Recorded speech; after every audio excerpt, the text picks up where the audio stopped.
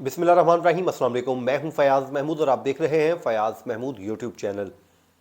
मैं ये कहूं कि अडयाला जेल में जब से इमरान खान साहब गए हैं अब तक का उनका सबसे तवील और बड़ा इंटरव्यू किया गया है, और वो क्या है उस हवाले से आपके साथ शेयर कर दूंगा। और साथ ही साथ क्या उनको यहाँ से अब मुंतकिल करने का फैसला कर लिया गया है, इससे मुतल्लिक भी आपसे खबर शेयर करेंगे। और बुशरा बीवी को फौरी लाहौर हाई कोर्ट से क्यों रुजू करना पड़ा, इस तमाम तर डिटेल्स पे हम बात करेंगे। लेकिन सबसे पहले हम शाह महमूद कुरैशी साहब की दरख्वास्त ज़मानत पर जो फैसला एक सामने आया है, वैसे तो हम इसको रिपोर्ट कर चुके हैं, लेकिन इसमें कुछ और हिस्से भी हैं जो उस दिन रिपोर्ट नहीं कर सके थे। तो मैंने सोचा कि पहले वो आपके साथ डिस्कस कर लूँ। उसकी वजह क्या है? उसकी वजह यह है कि ये बड़े इंपॉर्टेंट पॉइंट्स हैं और इसका आने वाले दिनों में केस पर बहुत ज़्यादा असर भी पड़ेगा। एक तो इसी फैसले में ही जो फैसला किया गया था कि 4 हफ्तों में इमरान खान साहब और शाह महमूद कुरैशी का साइफर केस है, इसको निपटाया जाए और ट्रायल को मुकम्मल किया जाए। वो क्या फैसला है? 10 दफात पर मुश्तमिल chief justice Islamabad high court ने फैसला जारी किया है, और साथ ही साथ उन्होंने अपने फैसले में जो लिखे हैं पॉइंट, वो आप सुनते जाइए और उसके बाद समझिए कि ये कहना क्या चाह रहे हैं और क्या होने क्या जा रहा है। तफसीली फैसले में लिखा है जी, अदालत ने कि जुर्म पर उभारने, जुर्म की साजिश या मुआवनत करने वाले को मरकजी जुर्म करने की तरह ही देखा जाएगा। क्योंकि शाह महमूद कुरैशी के ऊपर जो साजिश है, अयानत जुर्म का इल्ज़ाम है, मुआवनत करने का इल्ज़ाम है, तो वो अदालत ये लिखती है कि ये जुर्म की साजिश या मुआवनत करने वाले को मरकजी जुर्म करने की तरह ही देखा जाएगा। चेयरमैन पीटीआई पर लगी दफात में उम्र कैद सजाए मौत है, शाह महमूद कुरैशी को इसी तनाजुर में देखा जाएगा। ये बड़ा एक अहम नुक्ता लिखा गया है कि अगर लेट्स सपोज ये इल्ज़ाम साबित होता है तो उसमें क्या सज़ा हो सकती है। तो अदालत ने वो भी बड़ा वाज़े कर दिया है कि जो उनके ऊपर दफात लगी हुई हैं, इनका रोल भी उसी तनाजुर में ही देखा जाएगा। और बिलाशुबा ज़मानत सज़ा रोकना नहीं, लेकिन उम्र कैद सज़ाए मौत के मुल्ज़मान को अदालतें ज़मानत देते वक्त एहतियात से काम लेती हैं। और ये भी कहा कि इस किस्म के केसेस में जब तक माकूल वजह मौजूद ना हो ज़मानत नहीं दी जा सकती। ट्रायल पहले ही शुरू है, मुनासिब बैलेंस ट्रायल कोर्ट जल्द ट्रायल मुकम्मल करने की हदायत से ही हासिल हो सकता है। फिर 248 की जो इस्तिस्ना का मामला था, वो कहा गया है कि वो सिर्फ ऑफिशियल ड्यूटी के लिए है। शाह महमूद कुरैशी पर जलसा में तकरीर करने का इल्ज़ाम है, और शाह महमूद कुरैशी पर 27 मार्च की जो जलसा तकरीर का इल्ज़ाम है वो ऑफिशियली ड्यूटी में नहीं आता, बल्कि वो एक पब्लिक जो है गैदरिंग थी, वहाँ पर उन्होंने खड़े होकर ये आयानत की और लोगों को उकसाने की कोशिश की है। जिसके बाद अदालत ने जी उनकी ज़मानत मुस्तरद की और ट्रायल को 4 हफ्तों में मुकम्मल करने की हदायत की।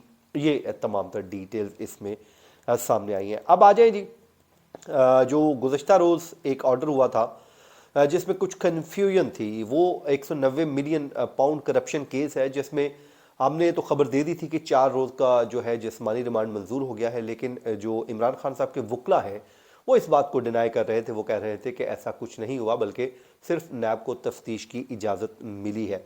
लेकिन हमारी खबर क्योंकि वो सच साबित हुई, और अब जो अदालती ऑर्डर आया है उसमें अदालत ने वाज़े तौर पर लिख दिया है कि नैब की जानिब से 10 रोज़ के जिस्मानी रिमांड की इस्तदा की गई थी।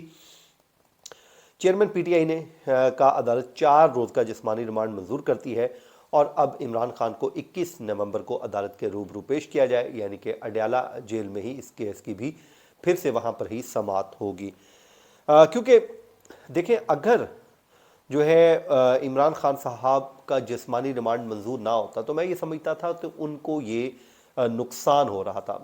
देखिए, जो नया लॉ है इसके मुताबिक 30 दिन ज़्यादा से ज़्यादा फिजिकल रिमांड हो सकता है, और 3 दिन पहले ही रिमांड नहीं मिला लेकिन वो इन्वेस्टिगेट भी किया गया, तो अल्टीमेटली इसका नुकसान तो इमरान खान को हुआ। ना वो बेल फाइल कर सके, ना ही वो बाहर आ सके, बल्कि वो फिजिकल रिमांड भी काउंट नहीं हुआ और इन्वेस्टिगेट भी हो गया। तो ये मेरे नज़दीक नुकसान हुआ। अब देखें, फिजिकल रिमांड स्टार्ट हो चुका है, 4 रोज़ का रिमांड हो गया है, और अब बाज़ाब्ता तौर पे आप ये कह सकते हैं कि जब ये रिमांड कंप्लीट होगा तो अदालत में वो अपनी ज़मानत फ़ाइल करने के जो है वो अहल हो जाएंगे, वो ज़मानत फ़ाइल कर सकेंगे। तो अब बाकायदा तौर पर जो चीज़ें शुरू हो गई हैं। लेकिन मैं इमरान खान साहब के वकला को ज़रूर इतना कहूँगा कि लोग आप पे ट्रस्ट करते हैं। मैं सब वकला की बात नहीं कर रहा, जो डिनाई कर रहे थे उनसे कहूँगा कि ظاہر ہے آپ بھی وہاں پر موجود نہیں تھے، ہم بھی موجود نہیں تھے، لیکن جب ہم خبر دیتے ہیں تو وہ اپنے سورسز سے کنفرم کرنے کے بعد دیتے ہیں. ایک سورس نہیں بلکہ 3 سورسز ہوتے ہیں. وہاں پہ 3 سورسز ہمارے کون سے ہو سکتے ہیں، میں آپ کو وہ بھی بتا دیتا ہوں. ایک تو ظاہر ہے عمران خان کے وکلا کی ٹیم ہی ہو سکتی ہے.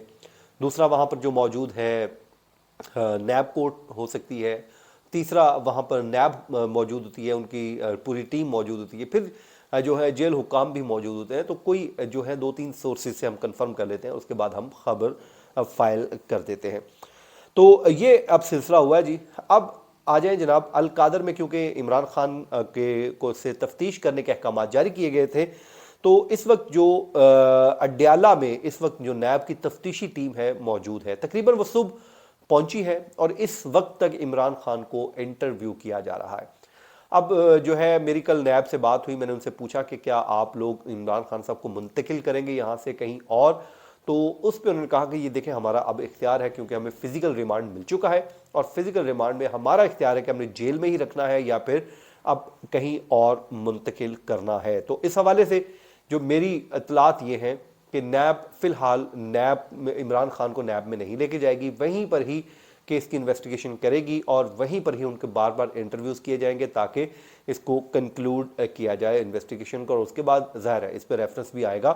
اور آج جب صبح ٹیم پہنچی نیب کی تو وہاں پر ان کی جو ڈپٹی ڈائریکٹر ہیں راحیل اعظم، انہوں نے اس ٹیم کی قیادت کی ہے اور عمران خان سے تفتیش شروع کی اور ایک بڑا تفصیلی انٹرویو کیا گیا. القادر ٹرسٹ جو ہے 190 ملین پاؤنڈ جو کرپشن ریفرنس ہے اس حوالے سے، اس میں ان سے ڈیٹیلز مانگی گئیں کہ آپ کا جو بھی اس میں تھا وہ ہمیں اپنا موقف سامنے رکھی. ان کے سامنے جو ڈاکومنٹیشن ہے وہ رکھی گئی، ان کے سوال نامہ ان کو پیش کیا گیا.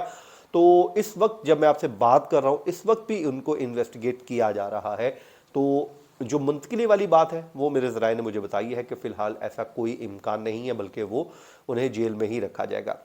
تو مین وائل بشرا بی بی کی طرف آتے ہیں جی. تو انہوں نے لاہور ہائی کورٹ سے رجوع کیا تھا.